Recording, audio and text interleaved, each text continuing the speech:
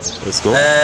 I feel so impressed about coming back to South Africa after my long trip, which I spent in different countries. Remember, I first went to France and then I ended up in Ghana, where we were doing the research about the COVID-19 19.